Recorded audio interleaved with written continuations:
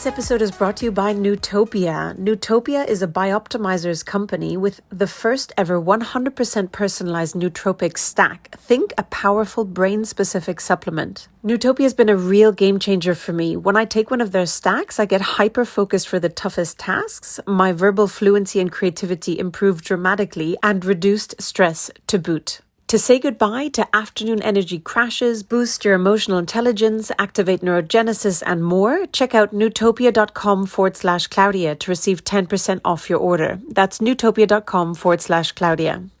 Hello, longevity friends. This is your host, Claudia from Börselager, and welcome to the Longevity and Lifestyle podcast, where I invite pioneers and thought leaders in all things longevity and lifestyle to give you the strategies, tools, and practices to live better and help you reach your highest potential. Today's episode is a panel conversation with some of the incredible Roots to Thrive team, Dr. Pamela Kryskow, Dr. Laura Mclean, and Andrea Lemp on psychedelic medicine, mental health, and groundbreaking therapy methods for healing and well-being. My first guest is Dr. Pamela Kryskow. She's a medical doctor with a strong interest in psychedelic medicine, mental health, and chronic pain. She is a founding board member of the Canadian Psychedelic Association. Dr. Kryskow is actively involved in research related to psilocybin, MDMA, ketamine, mental wellness, chronic pain, and neurogenesis. She's also co-investigator on the largest microdosing study, microdose.me, which is ongoing with 14,500 plus enrolled participants. Dr. Kryskow is a clinical instructor at University of British Columbia and adjunct professor at Vancouver Island University. As the medical lead on the Roots to Thrive Ketamine-Assisted therapy program, which treats healthcare providers with PTSD, depression, anxiety, and addiction. In real life, she loves foraging in the forest, ocean kayaking, growing kale, and daydreaming in the hammock. My second guest is Dr. Laura Mclean, a physician whose background includes practicing internal medicine, respirology, and critical care, and for the past 9 years, primarily sleep medicine. Most recently, Dr. Mclean has been working as a consultant in sleep disorders in a multidisciplinary lifestyle medicine clinic in Canada. Her connection with the Roots to Thrive program started as a participant in cohort number 3, and she has now become a team member, currently in the role of a co-facilitator mentee. My third guest is Andrea Lemp, who has been leading health and wellness programs in Vancouver for over 30 years. A specialist in community and hospital mental health and addictions, Andrea has practiced and led in diverse specialty hospital and community settings. She's a graduate of BCIT's Psychiatric Nursing and Registered Nursing programs and a graduate of UBC's Bachelor and Master of Science in Nursing programs. Andrea concluded her 30-year hospital and community career, shifting from the limits of conventional psychiatry, and she now supports individuals, groups, and leaders to recover their full health and unlock their true potential in body, mind, and spirit. Addressing the root cause of disease, this approach represents combining the new fields of psychedelic and functional medicine. In this episode, we dig into addressing the root cause of disease, mental health, including for anxiety, depression, PTSD, psychedelic medicine, and groundbreaking ketamine-assisted therapy methods, the Roots to Thrive program, what role psilocybin, MDMA, ketamine, chronic pain, and neurogenesis play, the importance of a holistic approach to treatment, and much more. Before we begin, please hit subscribe to the podcast to get your weekly dose of longevity and lifestyle inspiration and share this episode with those you love. I would also love to hear from you, so please leave a comment to let me know what you think or reach out on Instagram at Longevity and Lifestyle. Please enjoy. Welcome to the Longevity and Lifestyle podcast today. So we have Pamela, Andrea, and Laura, all three of you in our first panel discussion. So excited to have you on. It's great to be here, Claudia. Perhaps we can start with, I'd like to invite each of you to give a brief background to yourselves and your journey that brought you to where you are today, and perhaps touch on maybe some of the pivotal moments in your journey that really shaped you.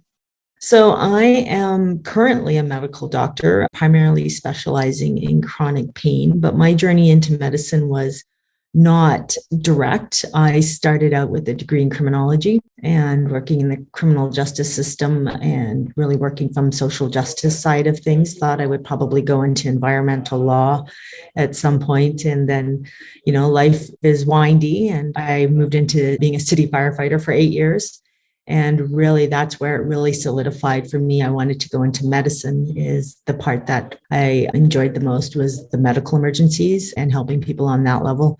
I was always hounding the ER docs after to what happened to the patients we brought in, find out how that happened or what happened with them. So, and then moved into medicine. And in the last, maybe 5 to 10 years, started realizing that psychedelic medicines were going to make a comeback and that there was going to be a way in the future of integrating these medicines back in together. And probably that happened for me because of my criminology degree, that I already understood the war on drugs and I already understood the propaganda around it, and that these were actually well-studied medicines that had then been taken away.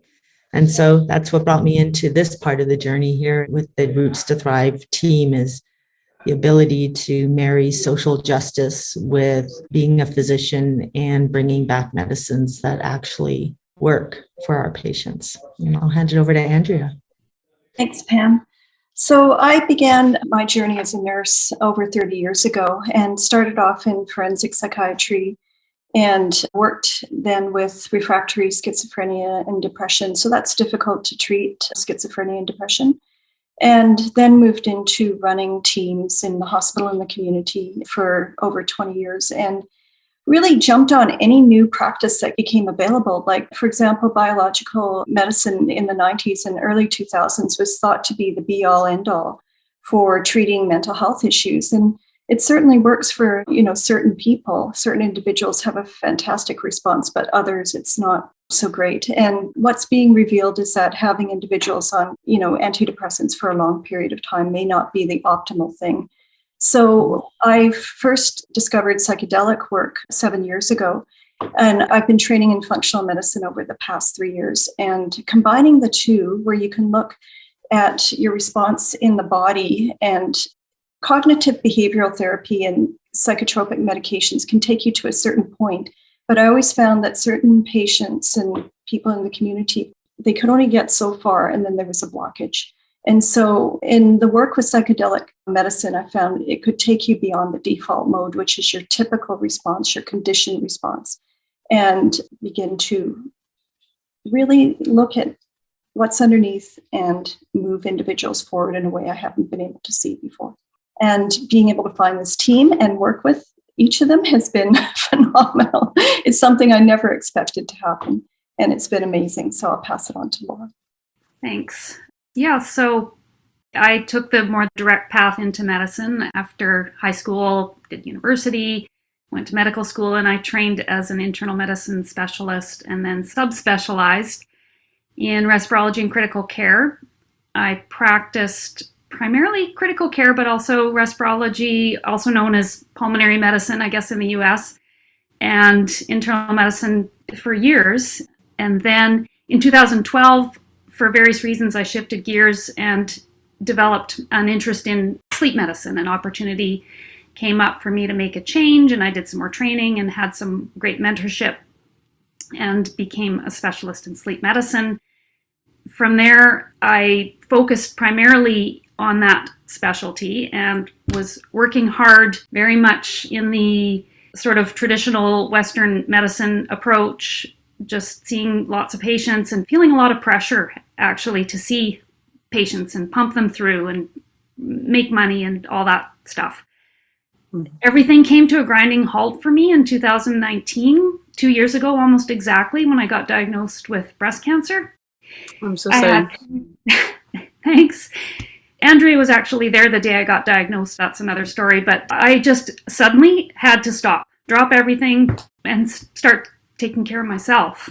So it turned out to really be probably one of the best things that ever happened to me, actually. There was a big silver lining in that dark cloud. First of all, it was when COVID started, and so my whole family had to be home with me when I was going through treatment. So that actually was great. But I did a lot of work on myself during that time. I had already been experimenting a little bit and moving towards plant-based eating. I've always been someone who's really physically active.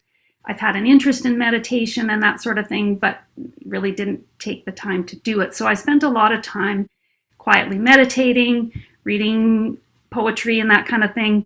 And so as the year progressed and it became clear that I was going to survive and, had to figure out where to go next, I had a lot of conversations with Andrea, who happens to be my next door neighbor and my dear friend. I had been hearing about the Roots to Thrive program And she suggested it might be a good idea for me to go through as a participant, given what I'd been through. And so that's how I came to the program, was really as a participant. And the experience that I had and the shifts that it created for me in my life, it was so profound that my heart told me that I had to become part of the team and help with this movement. I think of it as a movement. What I got from the program, I want to take that and help make it bigger and share it with more people. So beautiful, Laura. Thank you for sharing that, and Andrea and Pam as well. And Laura, if I may, what were some of the shifts that happened from going through this program?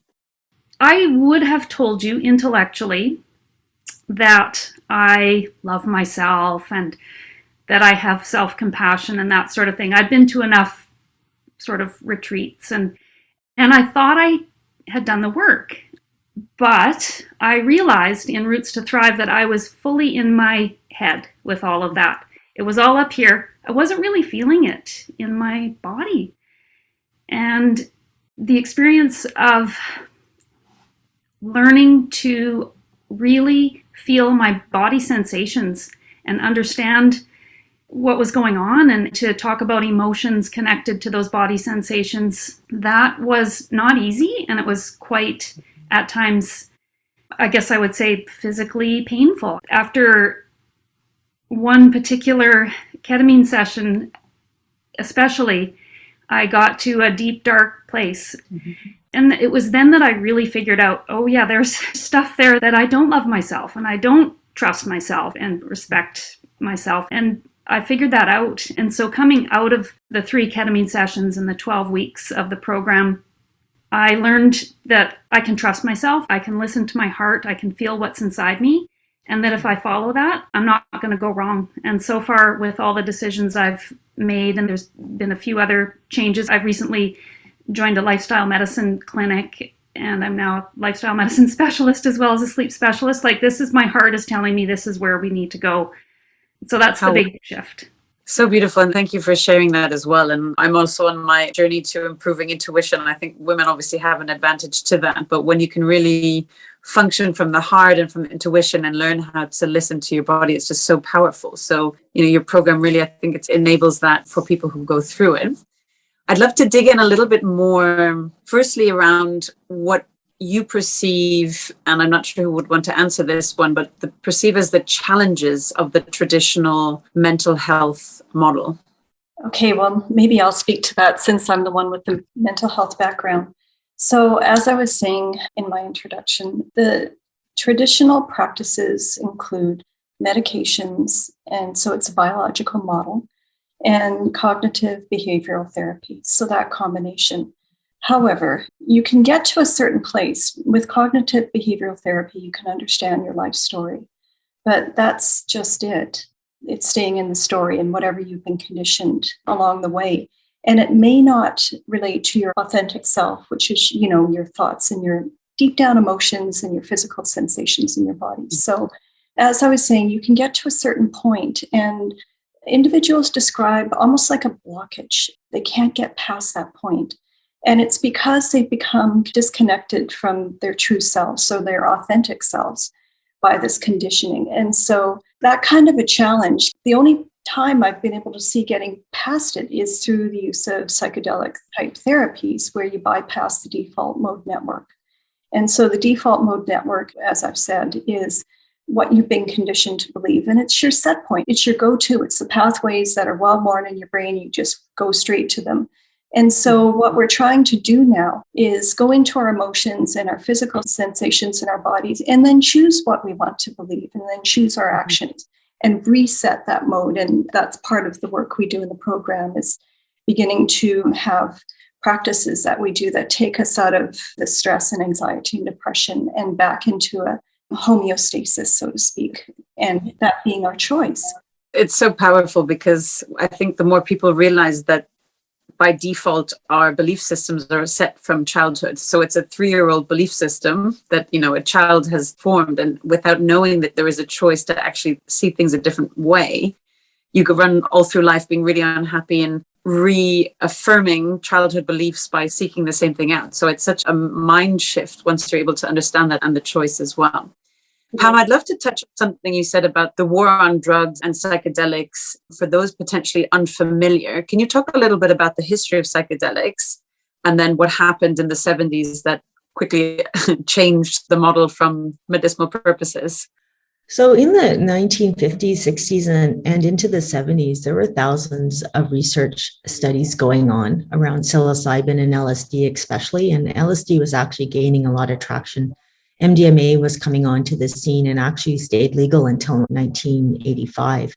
But the rest were scheduled in about 1972 with a lead from the American government, from Nixon, and then the UN Declaration on Drugs. And so at that time, the research was very promising. It was the psychiatric movement. These medicines were being used for alcoholism and depression with good success. There was a lot of write-up. Psychiatrists were traveling from all over North America to come up actually to Saskatchewan. Weyburn Psychiatric Institute in Weyburn, Saskatchewan was a leader in Canada.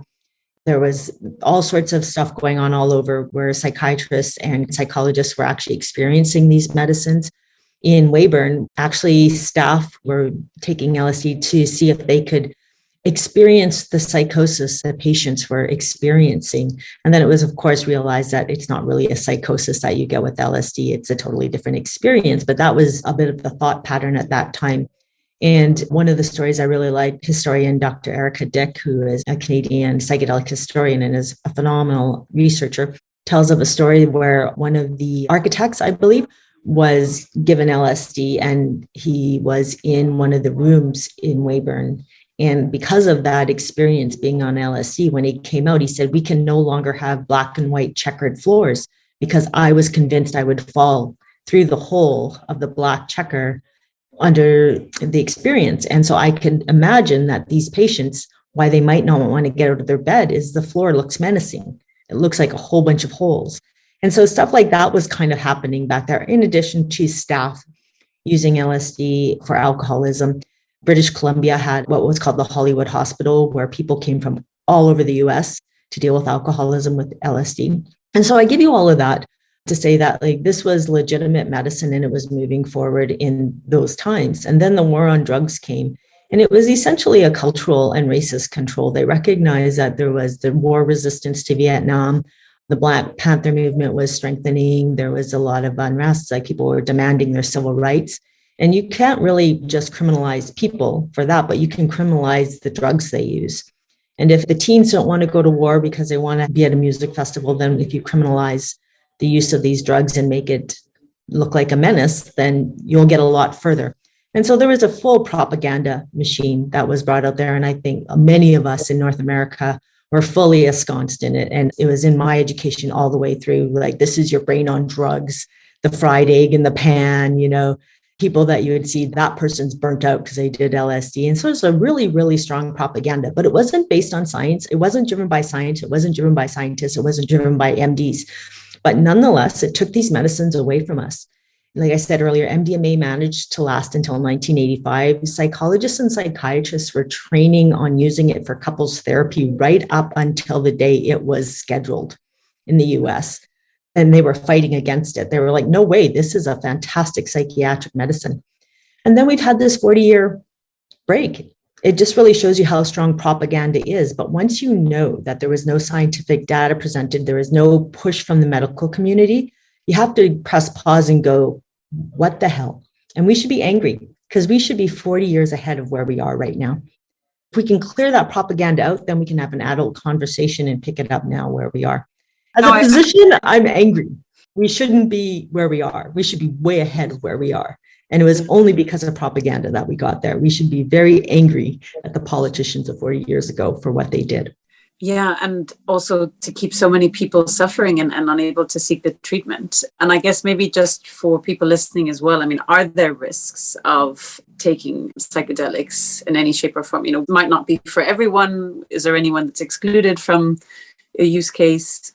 I think there's a risk-benefit ratio. I'll jump in here, and Laura and Andrea, please jump in too.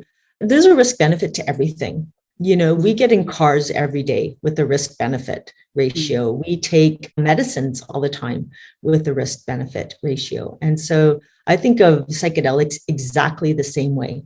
What are the risks? What are the benefits? And that's how we need to look at it. We need to look at it objectively and scientifically and recognizing nothing's risk-free. I'm drinking coffee here. It's not risk-free, but there's a great benefit. I'm really enjoying it. So, we can weigh everything that way in a really adult way, right? And that is a kind of a remnant of the propaganda that we don't look at psychedelics like that we don't look at these medicines and going, psilocybin is really helpful for PTSD or for alcoholism or smoking cessation or for reducing violence. So who's the right population at the right dose, at the right interval, and what's the set and setting and the container of that or whatever that is? We can have an adult conversation like that. And then we can have another conversation about when do we use ketamine or when do we use MDMA or why would we use 5-MeO-DMT or ayahuasca or wachuma, all these substances. I think we're smart enough, we're scientific enough, and we've got the data. So why don't we move forward and then fill in the blanks with the research? I just want to jump in as well, because when you were asking about the limitations of the current mental health system, one of the limitations is that we don't get to the root cause. And in this psychedelic model, we expect, there is a little bit of risk of some dysregulation initially as we start to actually feel the emotions. When you're depressed and anxious and have trauma, you're to a certain extent disconnected and not feeling those emotions or physical sensations in your body. And as we go through psychedelic therapy and start to look at in the ketamine experience, for example, you begin to see experiences in your life. And the work we do is to help shape how you see those differently now, how you can respond to them in the way you choose. But initially, you'll have a certain amount of dysregulation as those emotions rise up and you're not used to feeling them. And when Pam was talking about the set and setting, that's what we're referring to. We are present and available as you're going through that and supporting you through that. So it's experiencing it in a different way in connection with others that helps to heal, as opposed to just treating with medications. I think it's so true. And also in many different areas of medicine. I mean, on the podcast, I have, doctors, scientists from across the board, but it's all really about moving towards this, in my view, 21st century model of getting to the root cause. You can't just prescribe and put a Band-Aid on it and think, okay, the headache will go away. Well, you haven't actually solved for the root cause. And when you solve from the root cause, it's so many other things are avoidable. I mean, Alzheimer's is reversible these days and preventable. Cancer, so many type 2 diabetes, you can get off of it in a few months on a certain protocol. So that's why it's so important that that shift takes place, that people realize, okay, how do we get to the root cause of this? What is the root cause? And look for therapies that help with that. So that's so powerful. Thank you for sharing. I'd love to jump over to the program that you offer. Can you talk about the program in itself and how it's structured? Roots to Thrive started first off as a quality improvement program, just Roots to Thrive, which was a 12-week resiliency program. And it was started with a grant and primarily with nurses. The first pilot was very successful. And then came the psychedelic portion, which was the ketamine. So ketamine is the only legal psychedelic right now in Canada. The other ones are on the path towards that. And so what we did is we put them together. We took the 12-week resiliency program and we put the psychedelic experience into it to accelerate the healing.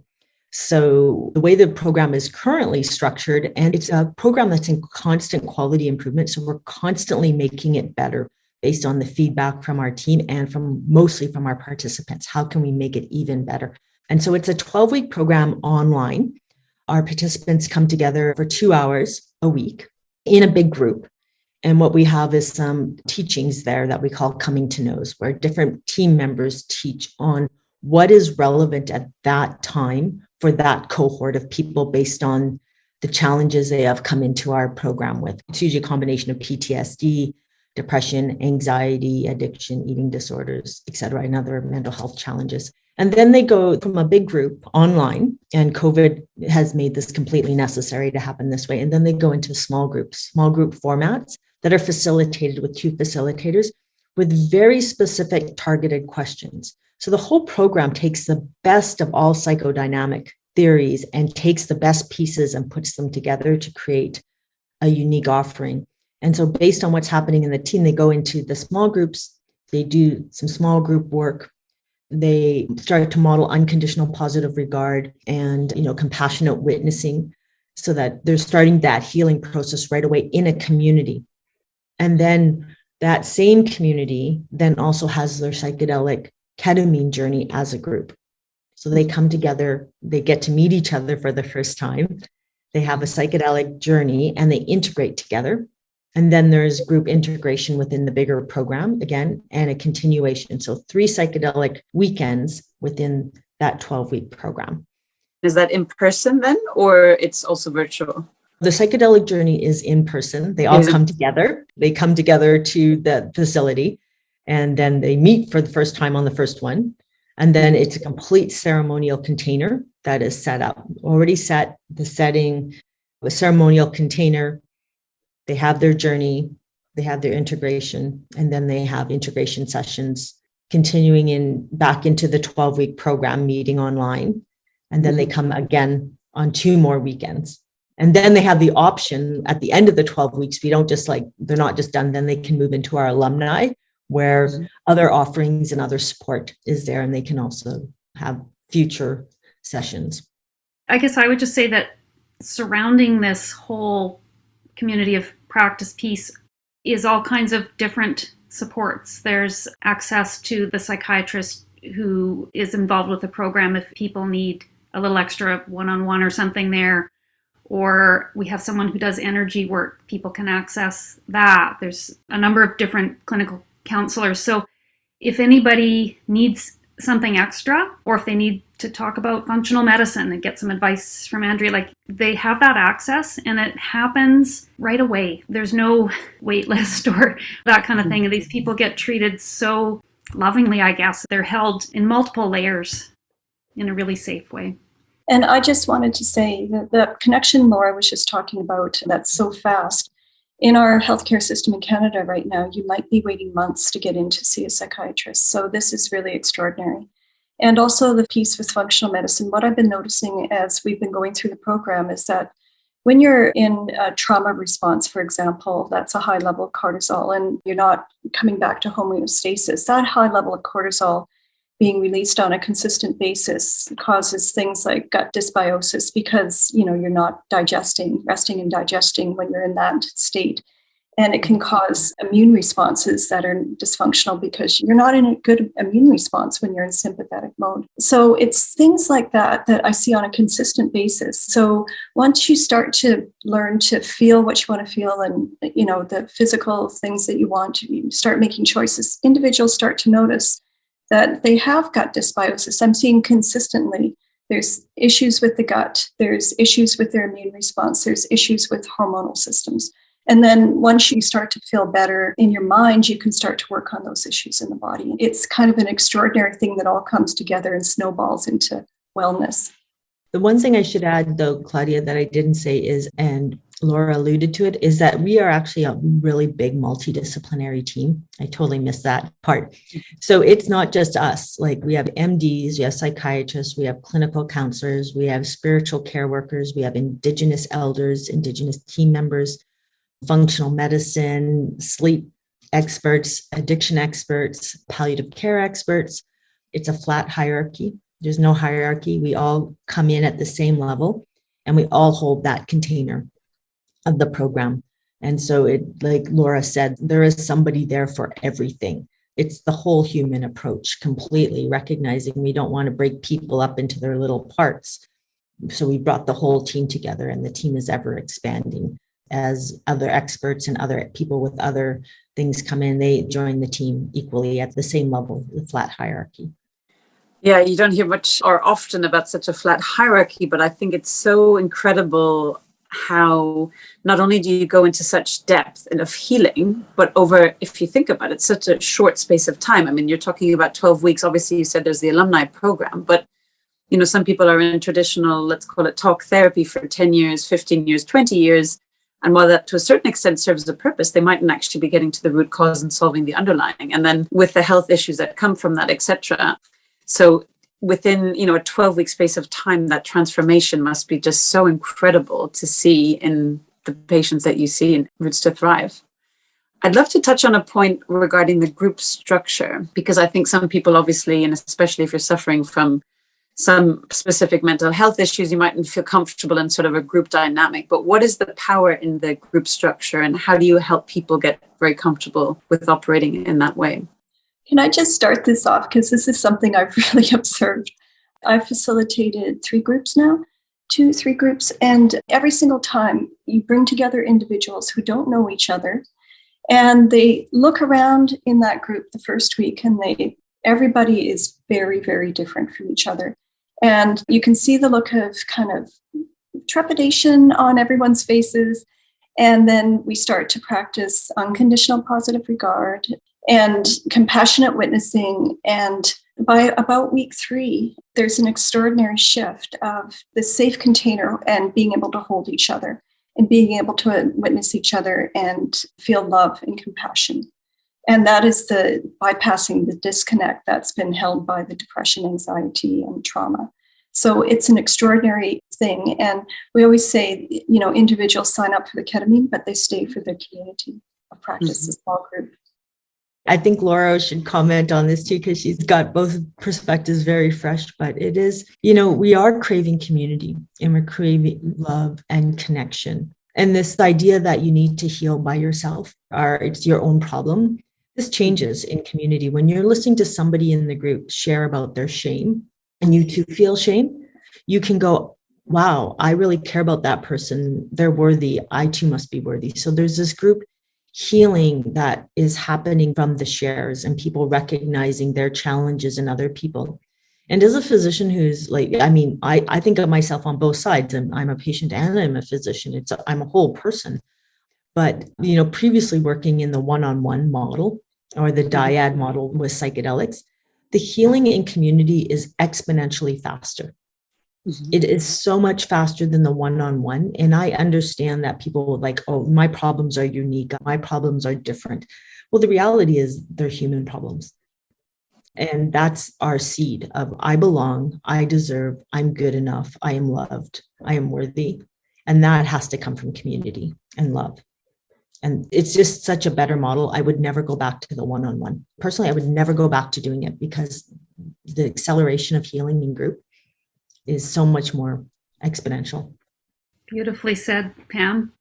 The thing that I am amazed by is how these small groups are created in a way, and I think it comes from the little bit of education coming in that we're giving the participants and the guidance and the modeling that the facilitators do.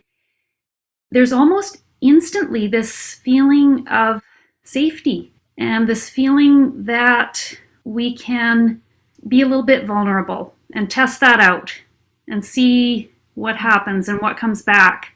And that's really the magic of it, is just this really safe place to share things that you've maybe never shared with anyone before. The wisdom that comes up from the groups, I went through as a participant in cohort 3, and now I'm a mentee facilitator in cohort 4. And I, every week, am amazed by the wisdom that the group comes up with when they're witnessing each other and listening to each other with compassion and with their hearts. We're constantly, as facilitators, writing down quotes of really deep, amazing, profound things that are coming up. It's really beautiful, and it really is, there is something about that community, that social connection, that is such a deep human need. I think we can't be alone. I agree with Pam. I can't see how you could heal in isolation.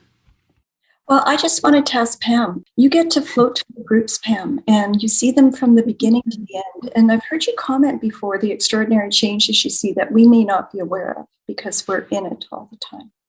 Yeah. So what Andrea is speaking to is, as I said earlier, each group has each small group. So the big group is a big team, and each small group has 2 facilitators. And then there's those of us that float through the groups. So I'm in a different group every week of all the small groups. And so it may be many, many weeks before I return to a group that I've been in before. And watching the change is just amazing. Like, it's just Someone who you could see was constricted and contracted, wasn't sharing, is suddenly leaning in and opening their heart and talking about their challenges and the insights. Like you see these changes that are just, it's phenomenal. Like it's why we went into medicine. It's why we do this. It's actually, this is what we had always hoped for, is these kind of transformations and changes in people. So it's kind of like when you haven't seen a friend for a couple of years and their hair has grown, 6 inches, like that, except it's faster. It's faster. And much more profound than just the hair, I guess. Right?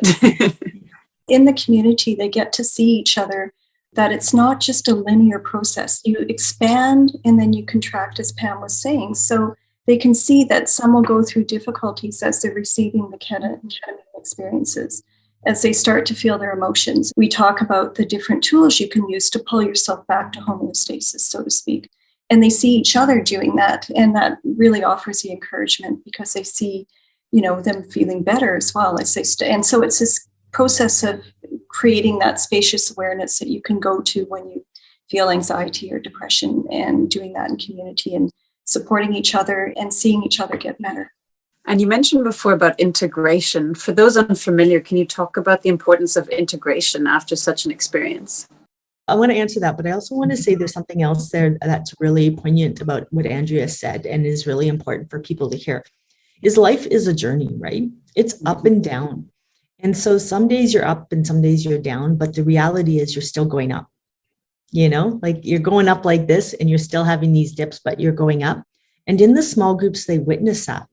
When they're having a great time, like when they're really getting insights, the group sees them like, wow. And when they're having a tough time, the group sees that too. And so what begins to become in our awareness is you don't go from the bottom of the mountain to the top of the mountain and everything's great. That's the error in a lot of our thinking. If I just do that, my life will be better. I will be happy. Everything will be great. And it's just not like that. It's up and down. But it's building that resiliency in it that, I don't have to be down as long this time. I have tools. I can reach out. Like that's the thing, is like they're not going backwards, even though sometimes they'll think, I'm going back to my old habits. They're never going back to their old habits. You cannot go back. It's always a forward journey, even though there's dips, but the dips become smaller, or they become shorter, or you use more tools and the good times get better. There's this mythology sometimes with people that they've gone backwards. The group doesn't let them see that. They're going, okay, we can see you're having a hard time and you're so articulate about it. You have such insight about it, and so they're holding that container. Holding up the mirror to reflect back that they think they're going backwards, what it sounds like, but they're being much more articulate about speaking about emotion, which in itself is very helpful, I could imagine. Absolutely. And then integration is, the neuroplasticity we think is in that 36 hours after. And so they do a bit of integration right after their session on the same day. And then they have opportunities for 2 to 3 more after that. And what we've done is something quite interesting. Again, something that feels a little outside of people's comfort zone, but it stretches that, what we call the window of tolerance. They come into the integration sessions, which are online, and they're randomly assigned to different integration groups, which may or may not include people from their small group or from their journey group.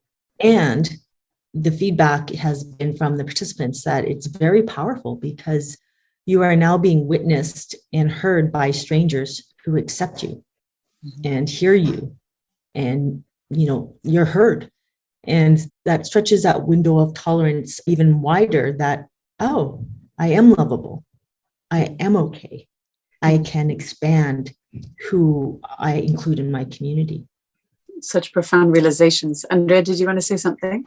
I think as Pam was referring to that neuroplastic 36 hours, what they experienced in the ketamine journey gives them the opportunity to view things from a very different perspective of their conditioned mind. So they're able to see things and consider them carefully, in a group that witnesses them and gives them unconditional positive regards. So they can choose how the perspective that they wish to see that experience from, versus what their conditioned mind just went to all the time.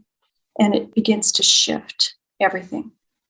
I'd love to jump into a few rapid fire questions before we get into more details of the two different programs that you have. We've discussed some of them. But thinking of the word successful, who's the first person who comes to mind and why? I'm just going to say it's actually my kids, because I feel like they are living their true lives and they're happy and fulfilled. They have their ups and downs, but there's a lot of, love and optimism that I see in them. And I think that's success. Yeah. I'm kind of on a similar vein. I'm thinking of my partner who's following his flow and his dreams and happy. Mm-hmm. I think about my family as well, but I also think about our team, because it's all of us just experiencing life and becoming more resilient. You know, you think about success, having things in your life, but really it's more connection to each other. And so what I notice is that as we become more connected, we feel more successful because we're just happier. That's the happiness quota, right? Being connected and feeling like you have some resilience and that you can rely on others and that you feel safe. For me, that's successful. And so other members on our team, even in the 2 years I've worked with them, I've seen them become more resilient because we're all doing our own work as we go through this. As humans, we're always going to have stressors. We're always going to have things that are traumatic, but it's how we place them that determines whether or not they will have an effect on our bodies and our emotions.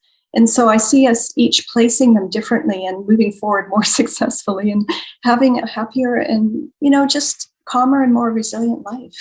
Such a gift. Yeah, I agree. So all of those were so beautiful. Thank you for sharing. What are some of the daily or weekly routines and practices that help you all perform at such an amazing level? Can I take that one first? Because I've been working on the functional medicine side for a while now. So for me, when I was working in the healthcare system, I got really, really sick. I also had a diagnosis of breast cancer. And I had to really pull back as Laura did. And it initially started with learning how to meditate. And then as I started to calm my emotions, being able to look at my diet, eating a whole food, high micronutrient diet with lots of fiber, low sugar, and low inflammatory, but also then adding in exercise. I exercise at least 3 days a week, and coupling meditation, breath work, exercise, and diet are really the kind of pillars in my life. And as soon as I notice one of them goes off, and also connection to community, of course, any one of those things going off, I've got to pull them back in because you notice the symptoms right away. And that's the big part. You really start to notice symptoms quickly. And you assess your life and pull back in the pieces that, work for you. And each person is going to be very different, but similar, sort of. That's so well put to the point. Yeah, I completely agree with that as well. And if, as you said yourself, if one of the pillars is off, you need to correct it quickly because then they'll all start shaking. They all kind of tumble down as well. I've distilled mine down to a couple of things, 2 things right now. It's aligned with everything Andrea said, is flow and choice. Is that following what feels right in the moment, like that honestly feels inspired and purposeful. And then choice in every moment of what I do is that, whether it's food, so what I go to eat or what I go to drink or what activity I do, that I have a choice in every single moment to make the right decision for me in that moment. So whether it's, broccoli versus something that's not so broccoli-ish, that's a choice, and it's that simple. I can make a choice and I am fully able to course correct and make a new choice if I want to. Yeah, similar to what you guys have said, for me, what keeps me nourished is giving myself time. I work at giving myself time early in the mornings to meditate, and being outside and being physically active is huge for me. That's when I feel my flow. If I'm out riding my mountain bike or running or something, and the energy starts to flow through my body and in my brain, and I can really kind of reconnect and stay present with what is important. Something I've been noticing since I've had this recent experience with having to stop work and then restart again in a very different way is that I am so excited about what I'm doing because I know I'm following my heart and I'm choosing what feels right, like what Pam said. And it's so much easier to do a whole bunch of stuff when you're coming from that place, like it used to be really hard to get up and drag myself to work and do, get on the computer, because it really wasn't what was right. It wasn't what my heart told me I should be doing. I wasn't listening to my heart. So I think that for me has just been a key to just a really increased capacity. So wonderfully said. And I think, as Joseph Campbell says, it's, following your bliss. And I really love that word bliss, because I feel like it's not just what you like or what makes you happy, but it's really that bliss and that flow state. And I think, that's almost, for me, the secret of life. If you can find your bliss and actually go and do that, as you said, you don't have to pull yourself out of bed in the morning. It's not such a struggle to do the work. You actually, you're almost wondering, I'm being paid to do this. I love it. This is great. So that's my greatest wish for anyone, really, is to find that bliss and be able to pursue that. And it just, so many things shift because of it, I think. So really nice. Thank you for sharing that. Another rapid fire question for you. So in the last 5 years, what new belief or behavior or habit has most improved your life? I'll just jump in, and I'm going to say whole food, plant-based eating for me. That has really shifted me inside and out, my whole being. It's thanks in large part to Andrea for teaching me about that and helping me fine-tune how I do that. I think for me, especially in working with this team over the past couple of years, is being able to have a connection, such a strong connection with others, because that has helped me to regulate along with all the other practices. But when I feel safe and connected and on purpose, and you combine that with things like exercise, high nutrient diet, and, things like meditation and breath work, and just being heard by others, that level of connection has been a huge shift for me.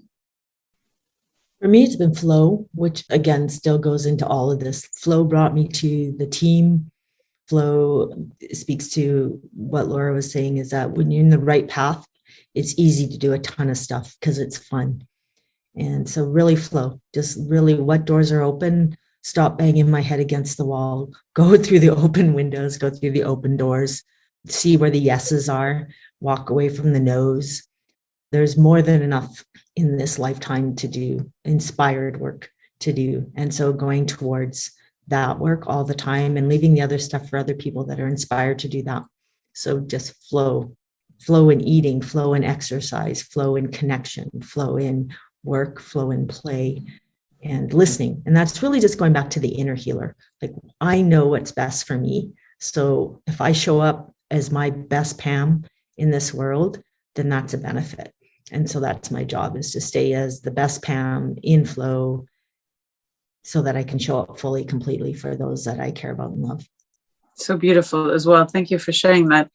Would you say that the majority of the participants that go through the program experience similar benefits, I think you could say, of the flow state and the connectivity? Is that sort of what everyone experiences at the end, or what are some of the benefits that they feel after the program? Everybody comes out at a different place. They come in from different places and they leave at different places, but they leave with a big toolbox, and they leave in community, and they leave with the tools to move forward to their next level. So I kind of think of it more like an analogy, like almost like a video game. People are leveling up based on where they're at, and there's never an end in levels. And hopefully what's happened at the end of the 12 weeks is they have taken it up quite a few, and they have filled up their toolbox with options, and they see the world differently. They see potential differently. The blinders have been widened to opportunity, and then they can continue. Everybody's coming in differently. Everybody's leaving differently, but hopefully there are many, many levels above what they entered. So we're not going to see the same results, but quantitatively, you want to know numbers, like we're seeing 80 to 90% reduction in PTSD and depression. Anxiety, not quite as much, closer to 70%. But anxiety is like just pervasive right now. And we suspect, because we have clinical trials or research projects attached to our program, we're going to be, studying to find out, like, how successful are we in other things like improving sleep, improving chronic pain, improving eating disorders, improving substance use, improving end-of-life distress. Like, all those things we're going to study, because we're seeing the numbers in our program, and we already are studying these things. We are a research program as well. Yeah, just to tap onto a little bit of what Pam was saying, I was in a group last night, and some of the individuals were describing, for example, periods where they had more happy times, like more quantifiable times in their life where they felt happier, or less reactive times and more periods where they just felt, as Pam was saying, a flow state where they felt connected to others and could, bring the tools in. So it's just, as Pam was saying, a matter of feeling those feelings, noticing when you're having those happier times, and then bringing those tools in more quickly the next time. You were mentioning about research, Pam. Could you touch a little bit more on that? Because I think that's another very interesting aspect of the work that you are all doing, that you actually are using it for research purposes as well to make an impact. So could you talk about that? We fully recognize that in order to make the shifts that we need in healthcare, that we have to provide data. Our program is not covered. We are a nonprofit, a cost recovery nonprofit, and this program needs to be covered. We cannot be in a situation where you have to be able to afford therapy to get the therapy you deserve. This is a huge moral distress for us that it is not covered. And we're doing the research to fill in those gaps. So to show that these programs work, that when you do high quality, multidisciplinary, full service, treat the whole human, restore the whole human, that you get good results. Even if you don't believe in it, it's still a huge cost savings. I mean, even if you only care about money, at least you can care about people and money. I hope you care about both. But the cost savings is probably astronomical. And we're actually researching the cost savings of our program. I suspect, looking at the numbers already, that we're saving at least $50,000 per person to the healthcare system that goes through our program. Over a lifetime. Over a lifetime, and in some cases even shorter. If you've got a firefighter off work because of PTSD, that's $90,000 to $120,000 a year in disability payments. So if they go through our program, which is just under $6,000 Canadian, that's a massive savings. That's a 15 times savings in 1 year. Nothing else touches it. And so we're filling in the data. So the program came in first as a quality improvement, and we're publishing on the quality improvement parts. Now we're working on publishing on the PTSD data, the depression data, the anxiety data. All the cohorts that come through are consented at the beginning if they want to contribute their anonymized data to the science to be published. And then when we publish and we can show that people are coming in at this and they're leaving at this, and then you can put what is that cost savings, then you have a really strong argument to policymakers and to health ministers and to hospital administrators, people that have to make those decisions based on the budget and what they can cover. We're doing that.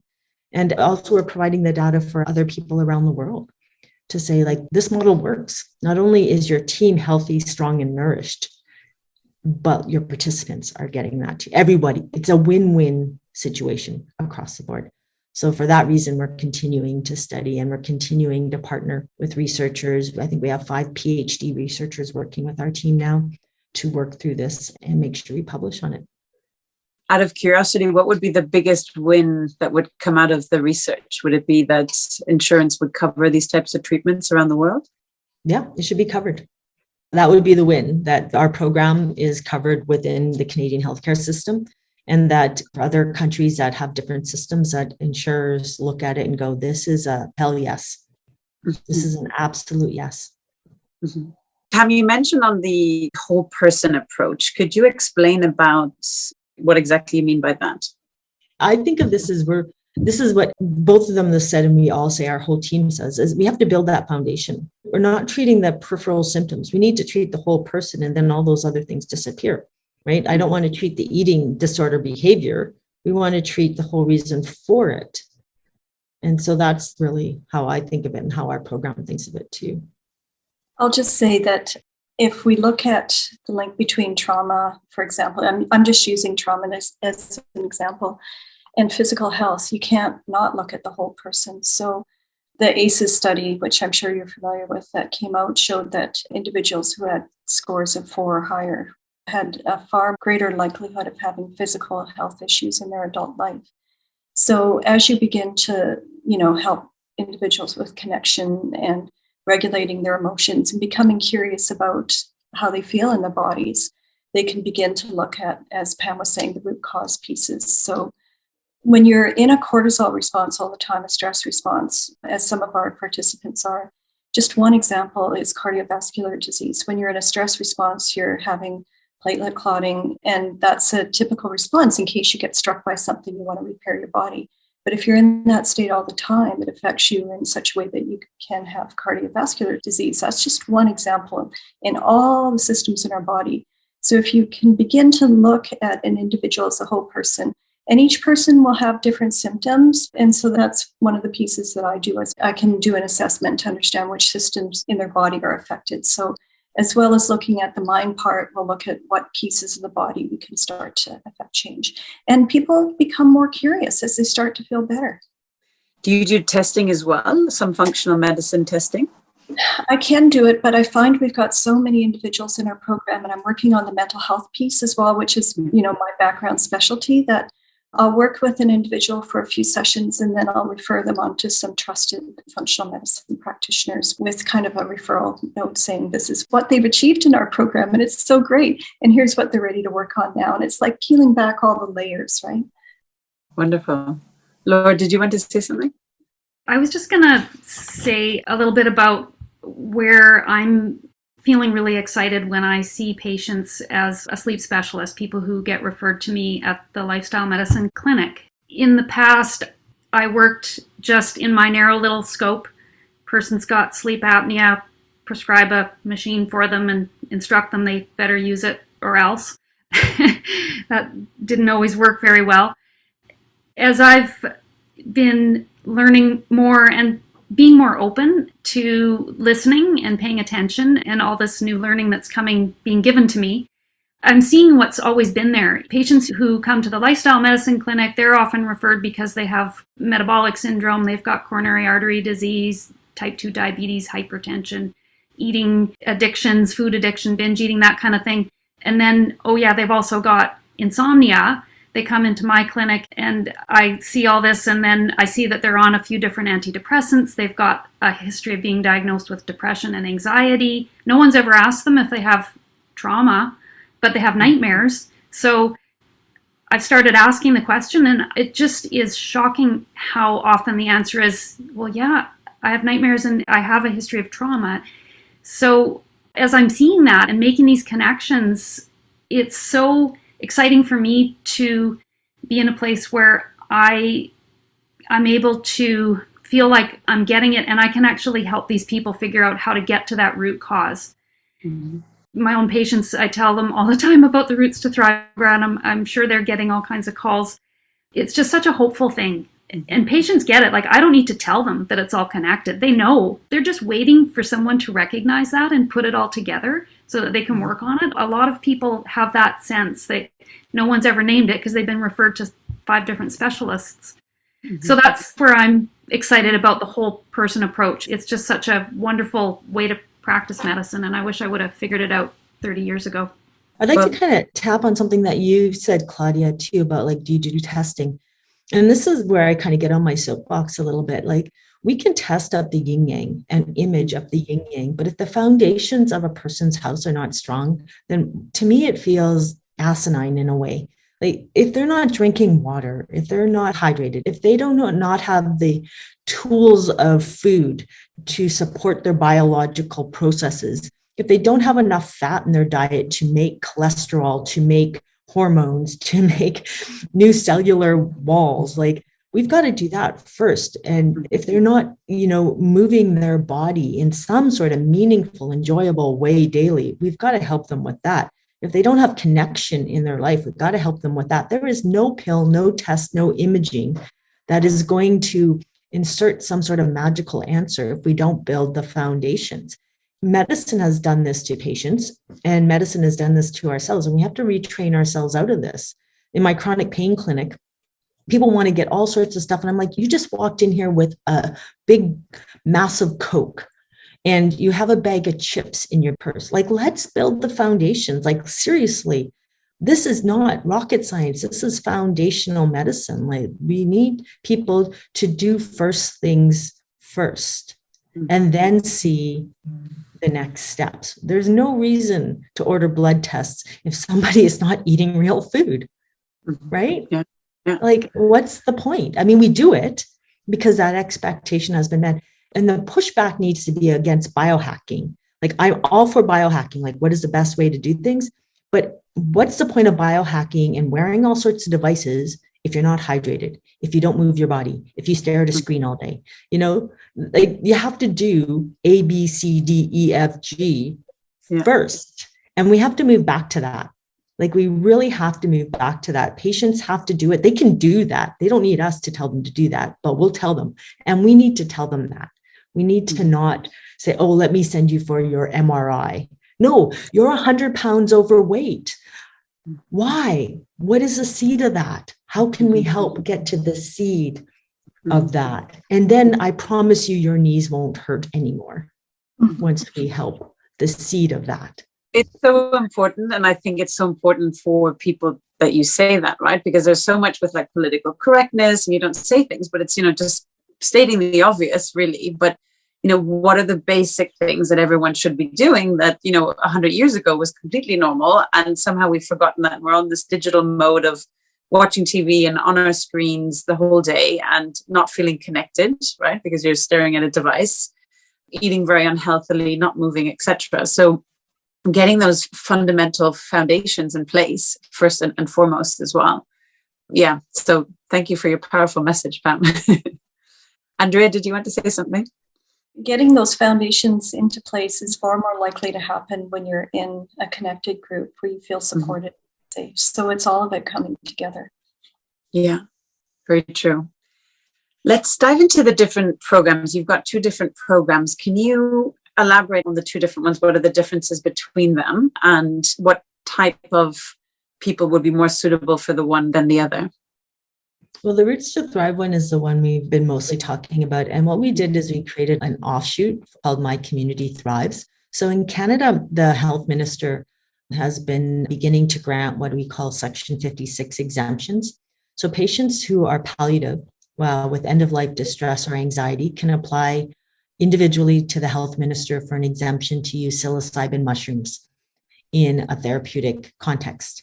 And mostly those have been granted and been done in one-to-one therapy. But what we did is we had 9 patients who had their exemptions, and we created a group program for them. So building on what we knew was missing from the Johns Hopkins trial and the NYU end-of-life stuff is the patients came out of that and they wanted connection after. They wanted to talk about what was going on. And so we made a truncated version of our Roots to Thrive program, called it My Community Thrives. It's also a nonprofit. In fact, all the professionals from our team, from the Roots to Thrive team that provided the services in the other one, did it pro bono so that it would happen. And we made a 6-month program where there was 3 weeks of the 9 patients getting to know each other. And then they came together in person to do their psilocybin journey as a group. And then they integrated together for another 3 weeks integration in the program. And then that 6 weeks is over and they are still meeting together. Like, they're still a community meeting together. And so that program exists. And as more exemptions are offered and people are ready to enter into another group session, then we will continue to offer that in a nonprofit situation. Andrea, do you want to add anything to that? You're on that team as well. Yeah, I'm just thinking of one example of a participant. I did her intake, and so everyone has a stage 4 terminal diagnosis. And during that intake, I couldn't really talk to her. All she could do was cry, and she couldn't communicate with her children or her partner about the kind of existential distress she was feeling in this diagnosis. And after going through the 3 weeks and then the psilocybin experience, there was something she said that will stay with me forever. She said that it was so profound that she didn't feel fear anymore, that she could go right now and it would be okay. And it was because she could see her connection with others and everything. And wherever she was going, it was going to be okay. And she was able then to have the conversations with family members and important people and just start to place herself in her life in a way that she could feel more dignified in the process. What a wonderful gift to, at end of life and stage 4 diagnosis to be able to reconnect with your family, even at that stage. So really so wonderful. Out of interest, because my mother suffers from dementia, do you treat also patients with dementia? And what type of effects have you seen, if at all? We would have some people that maybe have some early memory issues, but not dementia per se in the program. I think there's some very promising research around some of the psychedelics, especially in the microdosing range. I think there's some promising research coming with psilocybin microdosing for dementia. Researchers in the UK, they think possibly LSD, maybe even 5-MeO DMT, and this is all early research stages. So probably in the microdosing range, there might be something. So thinking of it more as a vitamin or a daily therapy, as opposed to more of a bigger psychedelic dose. Okay, I must look at it for my mother. Might sign her up. So I'd love to ask each of you, what would be your vision for the future? So let's say fast forward 2 to 5 years down the road, what would be the ideal reality coming out of all this amazing work that you're doing? I've been thinking about what am I hoping to see in my lifetime, and I've said to myself, I may not see the change that I'm hoping for in my lifetime, but I hope it comes in someone's lifetime, maybe my kids or their kids. In 5 years, like my hope is just that there's more openness to the type of practice that we are in with the Roots to Thrive and with functional medicine and lifestyle medicine. If the medical community, the Western medical community, could just open up to that, that's my biggest hope. So my biggest hope as well is the connection of mind and body in mental health. For so many years, all I saw was this disconnection of only treating the mind and then seeing what happened to the body as a result. And just that ability to bring it all together, which is what I've been able to do studying functional medicine and with the psychedelics and moving it all forward. And having that connection piece, I'd like to be able to see individuals achieve optimal health based on bringing those pieces together. That would be something I would love to see. I have a big tent vision. What I see, what I want, and I want it now. So within 5 years, damn right, is that this big tent approach happens, that you don't have to wait till you have PTSD or an eating disorder or depression, that we have whole human services, that we move, instead of seeing drug advertisements on TV, we see water and exercise and food and happiness and connection advertisements, and that people are doing that we are building up ourselves as whole humans, that we are taking that responsibility back into ourselves, into our families, into our communities, and demanding that of our healthcare systems, and that you get access to these types of services, whatever you need, early, so that you're not 17 years later with PTSD or 5 years later with sleep apnea or 2 years in of metabolic disease, that you get it right away, what you need early on, right away, and that we move away from an economy of disease management to an economy of wellness optimization, and that we demand that. And I think we have the right to that. And I think we physicians and nurses and healthcare providers can demand it all we want, but it has to come from the grassroots. It has to come from people. They have to talk to their political people and say, we demand wellness. This is what we demand. We don't need more groups that are lobbying for better cancer treatments. We need groups lobbying for cancer prevention completely. You know, we need that money to go there. We shouldn't have to have a whole bunch of disease foundations.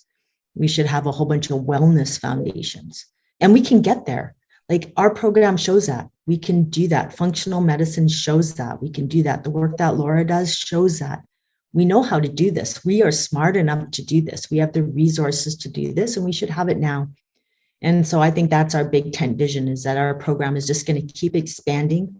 We're going to bring in more expertise. We're going to show that it works. And we're going to kick down some doors and say, this has to be funded. This is why we're on this planet, is to optimize and to be good citizens, good family members, like joy, fun, happiness. That's what I want. Yeah, me too. I'm signing up for that one.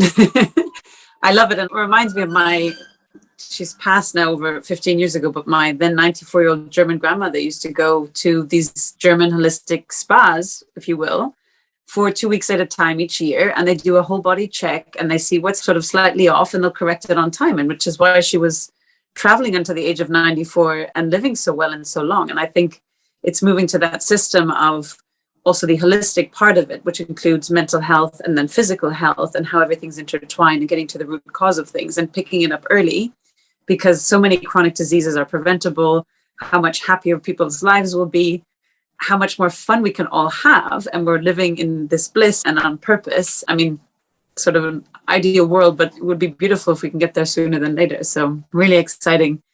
Where can people learn more about what you're up to? Is it website or social media? And potentially if people are interested in donating or else bringing a version of this project to their local communities.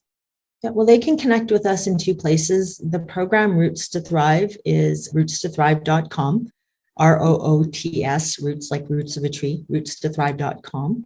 And that is the 12-week resiliency program. There's actually two programs there. There's the 12-week resiliency program, and there's the same program with the ketamine-assisted psychotherapy part of it. Both of those, you can reach us that way.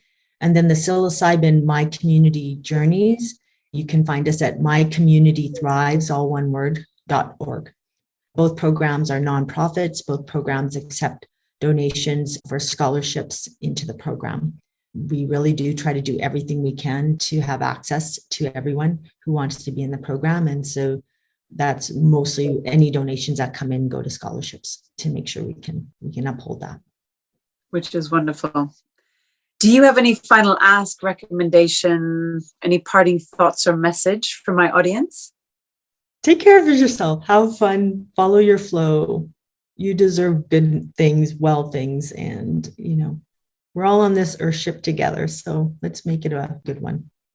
And I would just say, no matter what background you've had and experiences you've had, it's possible to shift. I've seen some extraordinary shifts, and my past conditioning of what was possible has changed dramatically by what I've seen and what is possible. I think self-compassion and self-love is really important. Take time to really feel that and practice that. Wonderful. Thank you all so much for coming on today and sharing this beautiful mission that you're on. Such a pleasure to have discussed it with you. So thank you so much. Thanks, Claudia. And, much love to your audience. And thank you. Thank you, Claudia. Thank you, Claudia. It was lovely to meet you and an honor to be on the program.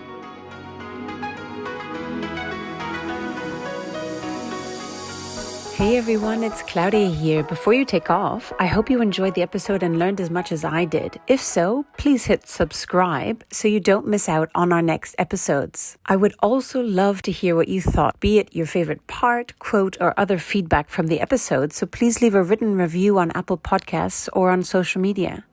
And if you think this episode will help someone in your own life, share it with them. Together, we can change our own lives and the lives around us for the better. Until next week, goodbye, farewell, and choose to live well.